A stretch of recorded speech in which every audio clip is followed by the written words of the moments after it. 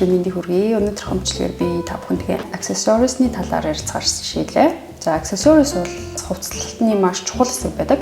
Өнөөдөр та бүхэнтэйгээ minimal wardrobe-нд байвал зохих хэдхэн accessory-г ярилцъя гэж бодлоо. Бид өдөр тутамдаа яг өөртөө гоё таалагдсан, өөртөө ямар нэгэн утга илэрхийлдэг, хин нэгэн бэлгэлсэн ч юм уу тиймэрхүү зүйлээ зүжээж гоё сэтгэл гоё байдаг.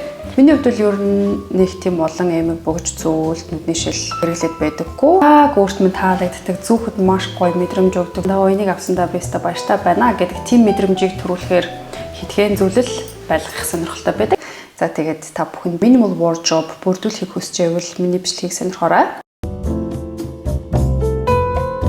Цүнх бол охид бүсгүүчүүд бидний хувьд маш чухал бас нэгэн гоё гамрааны хэрэглэл байдаг. Өдөр тутамд хэрэглэхэд тохиромжтой, чанартай ажлын цүнх болон классик загварын жижиг crossbody bag эсвэл clutch байхад л таны бүх хэрэглээг хангах болно. Өнгөний хувьд хар эсвэл бор зэрэг загвараас хизээж гардаггүй өнгө сонгуул таны бүх төрлийн хувцастай илүү сайн зохицох болно. За миний хувьд бол хамгийн сүүлд авсан цүнх маань ийм цүнх байгаа. Totem гэдэг брендийн хар өнгийн clutch. Энэ бас clutch болдог. Дээрэс нь ийм урт осортой. За тэгээд энийг бол би маш классик загвар гэж бодож байгаа. Энэ цүнхийг бол зөндөө олон жил хэрэглэх байх гэж бодож авсан. Дараагийн миний ярих зүйл бол гутал. Гутал бол миний хувьд бүр маш чухал байдаг. Гутлан дээр л ерөнхийдөө би хамаг ноён нуруу маань хуурчаад байдаг. Яагаад тэгэхээр гутал сандал авах маш дуртай. Гутал сандал бол миний хувьд маш чухал санагддаг. Ер нь бол бас монголчуудын маань хэлдэг үг байдаг. Гутал мут 3 ярд гэж нэг үг байдаг. Тэр юу ингэж боддог. За тэгээд чанартай сайн гутал бол заавал байх ёстой. Мөн таны шүгэнд бас ямар ч үед гаргаад өмсчихэд бэлэн байх тийм гоё дүпэл сандал заавал байлгаарай гэж хэлмээр байна.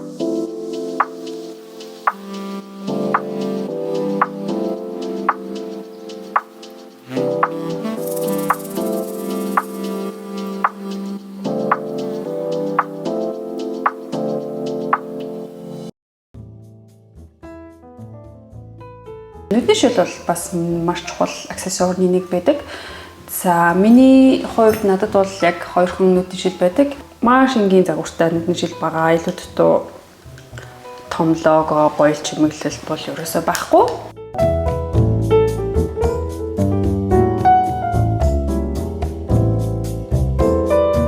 Охид бүсгүүчүүд маань нүдний шил сонгохдоо бүх улиралд зүүхэд тохиромжтой хэтэрхий тийм тод өнгийн одоо брендинг логотой ч юм уу тиймэрхүү биш нүдний шил сонгуул цаашдаа олон жил зүүхэд маш сэтгэл ханамжтай байх болно. Яагаад гэвэл тренд дагсан шилнүүд маань яг тухайн моментод аюу хот байж байгаад цаашдаа маш хурдан уйдах хандлагатай байдаг.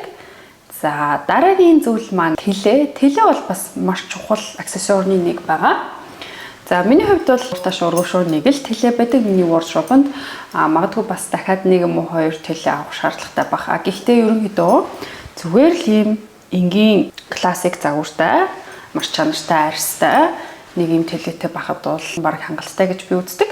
За миний энэ тэлээ маань бол зүгээр юм golden ийм дугуй цагирган хэлбэрийн маш гоё чанартай арьсаар хийгдсэн тэлээ байгаа.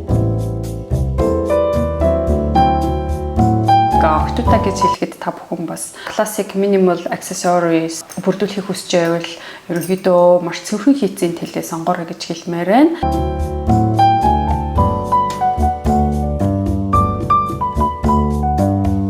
Хамгийн сүүлд бүгдээрээ эмэг болон зүйлтний талаар товчхон ярилцгаая. Эмэг зүйлт бол илүү personal зүйл учраас өндөр бие хэтгээл зүйлт дуртай гэж бодож байна.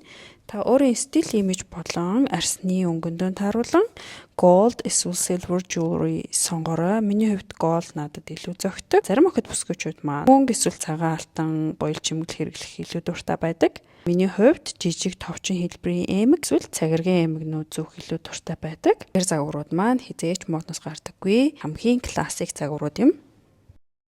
Миний хувьд бол цаг, бугуйвч бүгж нэг зүгэд байдаггүй. Цаг бугуйвч бүгжин дуртай охтод маань мэдээж өөртөө таалагдсан гоё аксессуарисаа сонгох нь бол мэдээж хэрэг. Гэхдээ яг миний wish list-энд бол нэг ганц хоёр цаг байдаг. За ингээд та бүхэнтэйгээ би өнөөдөр маш товчхон minimal wardrobe-ын байвал зохиох гэдгийн чухал аксессуарсны талаар ярилцлаа. Өнөөдрийн миний бичлэгийг үзсэн та бүхэнд маш их баярлалаа. Хэрвээ миний YouTube сувг тань таалагдсан бол subscribe хийгээрэй. Мөн миний Instagram пэйжийг дагаарай.